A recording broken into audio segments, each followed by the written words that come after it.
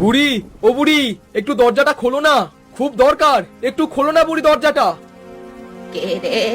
এত রাতের বেলা এলি কে? আমি গো বুড়ি, আদিত্য, পাশের গ্রামে থাকি। এত ঝড় বর্ষার রাতে তোমাকে বিরক্ত করার জন্য আমায় ক্ষমা করো। ঠিক আছে, বল কি হয়েছে? এত রাতে আমার কাছে কি দরকার?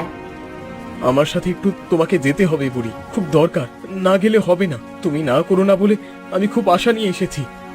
সে ঠিক আছে, যাব, কিন্তু কোথায় যাব, কি হয়েছে আমার সব খুলে বল। বুড়ি, আমার বউয়ের বাচ্চা হতে চলেছে, হঠাৎ ব্যথা উঠেছে। ডাক্তার বাবু তো আমাদের এই গ্রামে পাওয়া যায় না, সেই শহরে যেতে হয়। তুমি কি একটু দায়িত্ব নেবে বুড়ি? ভয়ঙ্কর রাতে এখন ব্যথা উঠেছে, তা তুই সঙ্গে করে নিয়ে এলি না কেন এখানে? রাস্তার অবস্থা দেখছি তো বুড়ি, বাড়ির সামনে রাস্তাঘাটে সব জায়গায় কাদা ভর্তি। এর মাঝে আমার বউকে আমি নিয়ে আসবো কি করে বৃষ্টির মধ্যে? ঠিক আছে, তুই দাঁড়া, একটুখানি দাঁড়া, আমি ওষুধপত্র, গরম জল এসব নিয়ে আসছি। তুমি তাড়াতাড়ি চলো বুড়ি, এখন তুমি আমার ভরসা। তুমি ছাড়া এসব কাজ তো আর কেউ করতে পারবে না। আর সহ্য হচ্ছে না মোড়ল মশাই ওদের নাটক। আদিত্য তো এখন গ্রামে মুখ তুলে চলে, আর তার বউ রাখির ভাবসাব দেখে মনে হয় যেন এই গ্রামের রানী। দেখ বিক্রম, একটা কথা বলি, সব সময় মনে রাখবি, দেখবি জীবনে কিছু করতে পারবি, বুঝলি? কি কথা মোড়ল মশাই? সব সময় মনে রাখবি, গ্রামে ক্ষমতা ধরে রাখতে গেলে ভালো মানুষদের আগে সরাতে হবে। ঠিক বলেছেন, আদিত্যের মতো মানুষ থাকলে মানুষের মধ্যে ভয় থাকে না, তারা একজোট হয়ে বিদ্রোহ করবে। যে করেই হোক, আদিত্য আর ওর বউ রাখিকে এই গ্রাম ছাড়া করতেই হবে, না হলে কিন্তু বেশি দিন আর মানুষকে দমিয়ে রাখা যাবে না। কিন্তু কিভাবে গ্রাম ছাড়া করবেন মোড়ল মশাই? আপনি কোন একটা উপায় বাতলে দিন। শোন, আদিত্যকে কোনো পুরনো চুরির দায়ে ভাসিয়ে দে, আর ওর বউ রাখির চরিত্র নিয়ে প্রশ্ন তোল। দেখ, দুজনেই মুখ লুকিয়ে গ্রাম ছেড়ে পালাবে। মোড়ল মশাই, গ্রামবাসী তো আদিত্যকে খুব ভালোবাসে, ওর নামে এমন বদনাম রটালে গ্রামবাসী কি চুপ থাকবে? জুতো দিয়ে মারবে। আরে আগে তুই বদনামগুলো দে না, তারপর আমি দেখে নিচ্ছি গ্রামবাসীকে। তাহলে যত তাড়াতাড়ি সম্ভব কাজটা করে ফেলছি মোড়ল মশাই, আপনি গ্রামবাসীর দিকটা দেখে নিন, আমি বাদ বাকির দিকটা দেখছি। কিরে, তোর বাড়ি আর কত দূর? সেই কখন থেকে তো হেঁটেই যাচ্ছি। এই তো বুড়ি, আসো আর একটু। আর একটু করে সেই কখন থেকে বলছিস, ওদিকে তোর বউয়ের ব্যথা তো আরো বাড়বে। হ্যাঁ, এই তো চলে এসেছি। ওই যে বাড়ি দেখা যাচ্ছে, তাড়াতাড়ি পা চালাও বুড়ি। হ্যাঁ, চল চল, তাড়াতাড়ি চল। এই ঘরটাতেই আছে আমার বউ। ঠিক আছে, তুই বাইরে দাঁড়া, আমি ভেতরে যাই।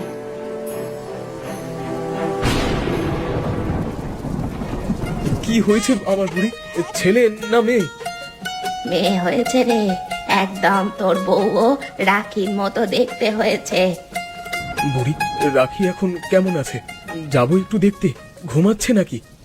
তোর বউ আর নেই রে, বাচ্চা প্রসবের সময় অজস্র রক্তক্ষরণের কারণে তোর বউটা মারা গেছে।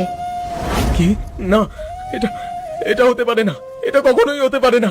রাখি, রাখি। পাগলামো করিস না, শোন, যা হবার তা তো হয়ে গেছে, এখন মেয়েটাকে নিয়ে বেঁচে থাক। বুড়ি, রাখি কেন আমায় ছেড়ে চলে গেল? কেন চলে গেল? যাবার সময় হলে সবাই চলে যাবে, এখন তো দায়িত্ব যে করে হোক মেয়েটাকে মানুষ করা। ঠিক বলেছো বুড়ি, আমার তো আর কেউ থাকলো না, এই মেয়েকে নিয়েই বাকি জীবনটা বেঁচে থাকবো। আদিত্য, তোকে আগেই বলেছিলাম এই গ্রামে তোর কোনো জায়গা নেই, গ্রাম থেকে বেরিয়ে যা, তাও তুই শুনিস না। তোর খুব বার বেড়েছে না? আদিত্য, আমাদের কথা মতো চল, না হলে কিন্তু তোরই সমস্যা। আমার কথা না শোনার ফল এবার তোকে পেতে হবে, দেখ। হ্যাঁ, দিন তো দুঘা বসিয়ে, যাতে আর কখনো আপনার কথা অমান্য না করে। আমায় যেন না, আমায় যেন না। আমি কি করেছি সেটা তো বলো। আমি তো কিছুই করিনি মোড়ল। তুই কিচ্ছু করিস নি? হ্যাঁ, গ্রামবাসীর কাছে মোড়ল মশাইয়ের নামে কান ভাঙাচ্ছিস, তার বেলায় মনে থাকছে নাকি? এখনই গ্রাম ছেড়ে চলে যা আদিত্য, নয়তো এর থেকেও খারাপ হবে বলে দিলাম আমি। তোমরা কি ভাবো ভয় দেখিয়ে আমাকে তাড়াবে না। আমি আমি এখানেই থাকবো, এখানে লড়বো, যতই মার খাই এই গ্রামেই থাকবো। এই গ্রামটা আমারও, এটা ভুলে যেও না। তোকে আমরা দুজন মিলে এত মারলাম, তাও তোর লজ্জা নেই? বল বল, তাও বলছি যাবি না গ্রাম ছেড়ে? হ্যাঁ, এই নে এই নে এই নে। তুই এই গ্রামে টিকিস কি করে আমিও দেখে ছাড়বো সালা। আরে ও দীপক, ওই পুকুর থেকে মাছ ধরিস না রে? কি জন্য বুড়ি? এই পুকুরে এমন কি আছে পুকুর থেকে মাছ ধরা যাবে না? না রে, ওই কোণে আমার একটা পোষা মাছ আছে, কালকে আমি নিজের হাতে ভাত খাইয়েছি ওকে। পুকুরে পোষা মাছ? এ আবার কেমন কথা বুড়ি? হ্যাঁ রে, পুকুর আমার একটা পোষা মাছ আছে, অনেক দিন ধরে মাছটাকে আমি পুষছি। তুমি এই পুকুরে মাছ পুষছো? তা আমি মাছ ধরবো কোথা থেকে? পোষা মাছ আবার কেউ রাখে নাকি? লোকে তো কুকুর বেড়াল কত কিছুই পোষে, আমি তো না হয় একটা মাছ পুষেছি, তাতে এত রেগে যাচ্ছিস কেন তুই? রাখছো কেন? তুমি বুঝতে পারছো না? তোমার জন্যই তো পুকুর থেকে মাছ ধরতে পারছি না। মাছ ধরতে তো বারণ করিনি, ওই কোনার দিকটা থেকে মাছ ধরিস না, তাহলেই তো হলো। তুমি তো তোমার বাড়িতে একটা ছোট ডোবা করে সেখানে মাছ পুষতে পারো, এই পুকুরে কেন দিয়ে গেছো? এমন তো না যে মাছ ধরতে পারছিস না, তাহলে এত কেন কথা বলছিস? যা না, মাছ ধর না। এই তোমার নাটক দিন দিন বেড়ে যাচ্ছে বুড়ি, কিন্তু আমি মোড়ল মশাইয়ের কাছে তোমার নামে নালিশ করব, তখন বুঝবে মজাটা কেমন হয়। শোন বিক্রম, আর দেরি করলে চলবে না। ভেবেছিলাম আদিত্যর বউ মরেছে, ওকে একটু দমিয়ে রাখা যাবে, কিন্তু ওর মেয়ে হওয়ার পর থেকে ওর বার আরো বেড়েছে। একদম ঠিক বলেছেন মোড়ল মশাই, আদিত্যর একটা ঠিকঠাক ব্যবস্থা করতে হবে, যাতে ও আর মাথা তুলে দাঁড়াতে না পারে। অনেক তো চেষ্টা করেছি আদিত্যকে দমানোর, কিন্তু ওকে তো থামানো যাচ্ছে না। কিন্তু ওর মেয়েটা তো আছে, ওকেই তাক করতে হবে এরপর। কিভাবে কি করবেন কিছু ভেবেছেন মোড়ল মশাই? কি আর করব, তো একটা দিন মেয়েকে গিয়ে তুলে নিয়ে আসবি। তারপর মোড়ল মশাই? তারপর আমার সাথে এত বছর আছিস, তোর মাথায় একটু বুদ্ধি হলো না বিক্রম? গর্ধবি থেকে গেলি। আমার মাথায় তো কোনো বুদ্ধি আসছে না, ওই জন্য তো আপনার কাছে জিজ্ঞেস করলাম মোড়ল মশাই, আপনি এরকম করে বলছেন। কদিন আগেই তো হয়েছে, মেয়েটা এখন অনেক ছোট, মেয়েটাকে তুলে এনে জলে ভাসিয়ে দিতে হবে, তাহলেই আদিত্যর অহংকার ভেঙে যাবে। ঠিক বলেছেন মোড়ল মশাই, মেয়েটাকে চুপি চুপি নিয়ে এসে যদি নদীর স্রোতে ভাসিয়ে দিই, তাহলে কোনো প্রমাণও থাকবে না, আর কেউ বুঝতেও পারবে না। ঠিক আছে, আমি তোর সঙ্গে আছি, কোনো চিন্তা নেই, তুই নিশ্চিন্তে কাজগুলো শুরু কর, কিছু হলে আমি দেখে নেব।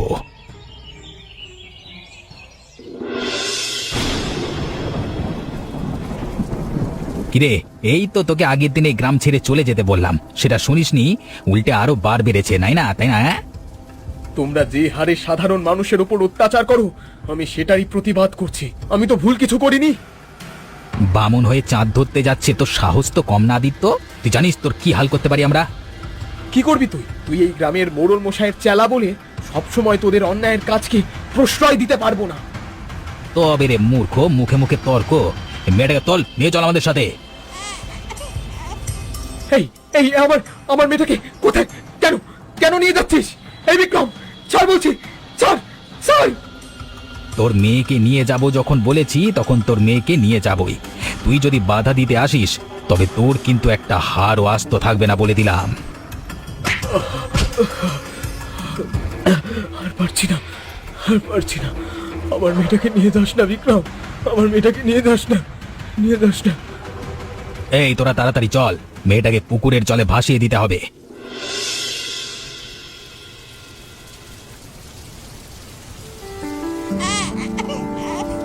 আরে কে রে এত রাতে? মাছটা আবার কাকে নিয়ে আসলো? আরে আমি গো বুড়িমা, আমি তোমার পোষা মাছ।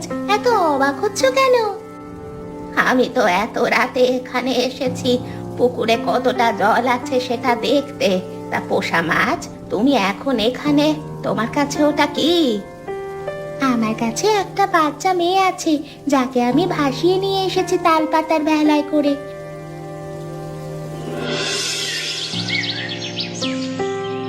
আরে কই গো বুড়ি, তোমায় আজ মোটে দেখা যাচ্ছে না, কি ব্যাপার? কি আর ব্যাপার হবে রে দীপক, একটা সুখবর আছে, তাই সেটা নিয়ে একটু ব্যস্ত আছি।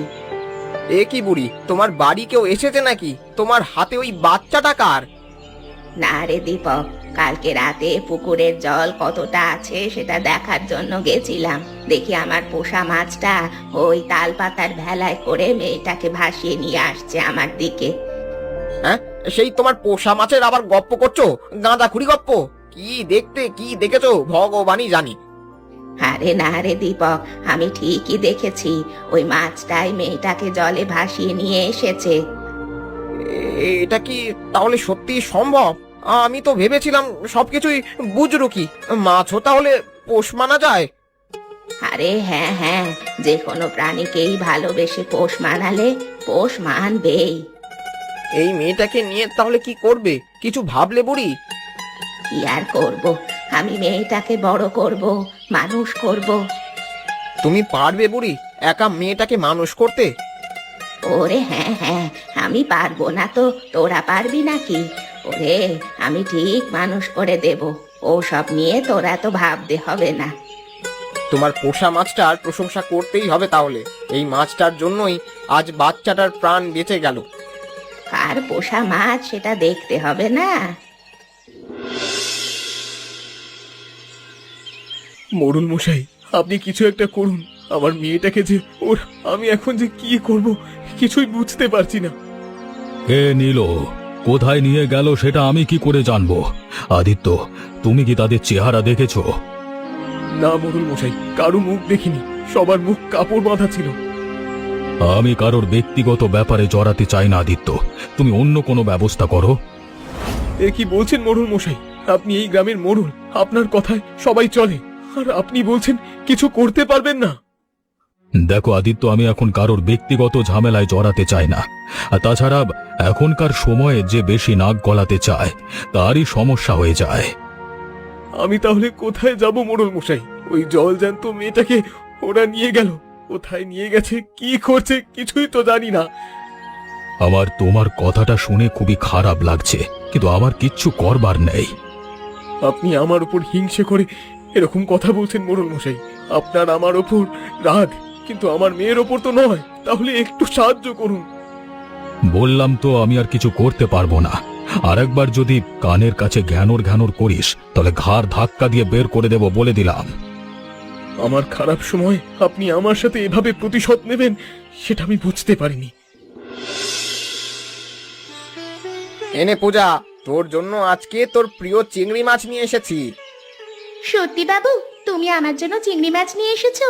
কি আনন্দ, কি আনন্দ! আজকে চিংড়ি মাছ খাবো। তুইও পারিস বটে দীপক, সব সময় ওর জন্য কিছু না কিছু নিয়েই আসিস। সত্যি, দীপক বাবু না থাকলে যে কি হতো।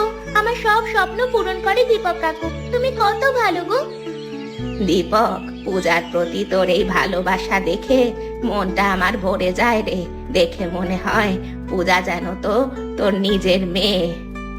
নিজের না তো কি হয়েছে, সেই 8 বছর আগে তোমার বাড়িতে মেয়েটাকে কাঁদতে দেখেছিলাম, তখন থেকেই ভেবেছিলাম মেয়েটার মুখে আমি হাসি ফোটাবই।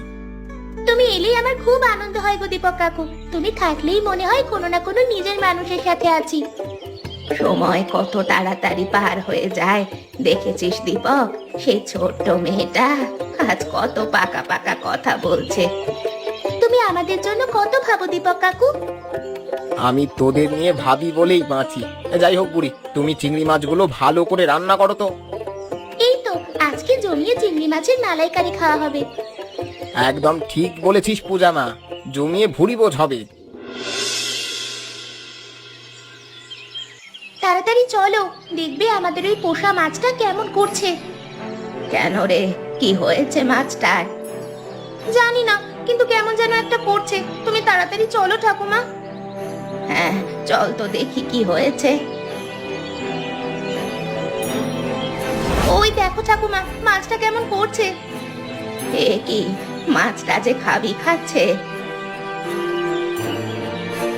দেখি ঠাকুমা, মাছটা তো আর নড়ছে না গো, কেমন পড়ে আছে দেখো। নড়বে কি করে মা, মাছটা তো মারা গেছে। এটা তুমি কি বলছো ঠাকুমা? আমি কিচ্ছু জানি না, আমার মাছ আমাকে এনে দিতেই হবে। আমার কি কম কষ্ট হচ্ছে? কিন্তু কিছু করার নেই, মাছটা তো মারা গেছে, সে যে আর ফিরে আসবে না। আমি তো কালকেও দেখে গেছিলাম মাছটা ঠিক আছে, আমি খাবারও দিয়েছিলাম, তাহলে আজ মাছটা মারা গেল কিভাবে ঠাকুমা? আমি ঠিকই বুঝতে পারছি, কেউ নিশ্চয়ই মাছটাকে মারার জন্য পুকুরের জলে কিছু একটা মিশিয়েছে। যে এমন বাজে কাজ করেছে ভগবান তাদের কখনো ক্ষমা করবেন না, দেখে নিও ঠাকুরমা। অবলা জীবদের মারা, ওদের শাস্তি ভগবান ওদের ঠিক দেবে। তুই আর কান্না করিস না পূজা মা, না হলে যে তোর শরীর খারাপ হয়ে যাবে। কি রে আদিত্য, আর কতদিন এভাবে ঘুরে বেড়াবি? ও, তুই তো আবার আসল কাহিনীটাই জানিস না। কোন কাহিনী রে? আমার সব কিছু শেষ হয়ে গেছে বিক্রম, আমি আমার মেয়েটাকেও হারিয়ে ফেলেছি। শোন আদিত্য, সেই রাতে আমি তোকে বলিনি, কিন্তু এখন তোকে বলছি, তোর মেয়েকে আমি চুরি করে নিয়ে গেছিলাম। কি বললি তুই বিক্রম? তুই আমার মেয়েকে চুরি করেছিলি? তোর মনে কি একটুও দয়া মায়া নেই? দেখ, আমি কিছু করিনি, মোড়ল মশাই আমায় যা করতে বলেছিল আমি সেটাই করেছি। তুই তুই একটা জানোয়ার, বুঝলি তো বিক্রম? মোড়ল মশাই যা বলবেন তুই তাই করবি। তুই এখান থেকে গিয়ে মর শালা। কিন্তু এটুকু বলতে পারি, আমি তোর মেয়েকে মারিনি, তোর মেয়েকে আমি জলে ভাসিয়ে দিয়েছি। হয়তো তোর মেয়ে এখনো বেঁচে আছে, খুঁজে দেখ কোথাও। যাবি যাবি তুই এখান থেকে শালা জানোয়ার, মোড়লের চামচা, ভাগ এখান থেকে। শালা পাগলের বংশ, সারাদিন খালি পাগলামি করে বেড়া, বেরো দে। জানো কি করবি? কি করবি তুই? মারবি? মারবি? আয় আয় মার। তুই এখান থেকে যাবি না আমি লাঠি হয়তো পিঠে ভাঙবো শালা। তোকে তোকে দেখে নেব বিক্রম। আমার মেয়েকে চুরি করা, তোকে তোকে আমি শেষ করে দেব। ঠাকুমা, তুমি যে বলেছিলে আমি নাকি ছোটবেলায় জলে ভেসে এসেছিলাম। হ্যাঁ, ভেসে এসেছিলি তো, সে তো অনেক কাহিনী। তো তুমিও গল্পটা বলবে আমায়? বলো না আজকে ঠাকুমা। একদিন সন্ধেবেলা আমি মাছ দেখতে গেছিলাম পুকুরে, সেখানেই দেখি আমার ওই পোষা মাছটা তোকে একটা ভেলায় করে নিয়ে এসেছে। কি, আমি ভেলায় ভেসে এসেছিলাম? হ্যাঁ রে মা, সেদিন সেই পোষা মাছটা ছিল বলেই তো তোর প্রাণটা বেঁচেছিল। তাহলে আমাদের এই পোষা মাছটাই আমাকে উদ্ধার করেছিল? হ্যাঁ রে পূজা মা, ওই পোষা মাছটাই তো উদ্ধার করেছিল। ঠাকুমা, তুমি আমার বাবাকে চেনো? হ্যাঁ চিনি, যখন তোকে পেয়েছিলাম তখন জানতাম না যে তুই কার মেয়ে, কিন্তু পরে জানতে পেরেছিলাম। আমি আমার বাবাকে একবার দেখতে চাই ঠাকুমা, তুমি রাগ করো না, আমি একটু দেখতে চাই। তুমি বলো না কিভাবে তার সাথে দেখা করব। না রে, এখন আর তোর বাবার সাথে তো দেখা করতে হবে না, তাহলে তুই কষ্টই পাবি। না ঠাকুমা, যত কষ্টই হোক না কেন আমি একটু দেখতে চাই, তুমি আর না করো না ঠাকুমা। আচ্ছা ঠিক আছে, তোর যখন মন চাইছে তোর বাবাকে দেখার জন্য, আমি তোর বাবার সাথে তোকে দেখা করাবো। এবার খুশি তো? তুমি খুব ভালো ঠাকুরমা, আমি খুব খুশি হয়েছি। আচ্ছা, দীপক কাকু আসুক, আজই তোর বাবার সাথে তোকে দেখা করাবো। ওরে দীপক, ওরা পূজার বাবাকে মারছে। ওরা কারা? কারা মারছে আদিত্যকে? আরে চিনতে পারছিস না? ওই নরকের কীট দুটো রে, বিক্রম আর কৈলাস। দীপক কাকু, তুমি কিছু একটা করো, ওরা তো বাবাকে মেরে ফেলবে। ওদের বাড়াবাড়ি দিন দিন বেড়েই যাচ্ছে, আর সহ্য হচ্ছে না। দাঁড়া, ওদের দেখাচ্ছি মজা। হ্যাঁ, তাড়াতাড়ি যা দীপক, কিছু একটা কর, না হলে তো বেচারাটাকে মারতে মারতে মেরেই ফেলবে ওরা। এই বিক্রম, ছাড় ছাড় আদিত্যকে, ওভাবে ওকে মারছিস কেন? কি করেছে ও? কিরে দীপক, তো সাহস তো কম না, তুই মোড়ল মশাইয়ের সামনে মোড়ল মশাইকে অপমান করছিস। ভুল কি বলেছি? ঠিকই তো বলেছি। তোদের মতো লোভী মানুষের জন্যই তো আজ মানুষটার এই অবস্থা। মুখ সামলে কথা বল দীপক, তুই এখন আমাকে ঠিক করে চিনিস নি। আমি চাইলে এখনই তোর শরীর থেকে প্রত্যেকটা হাড় আলাদা করে দিতে পারি, জানিস?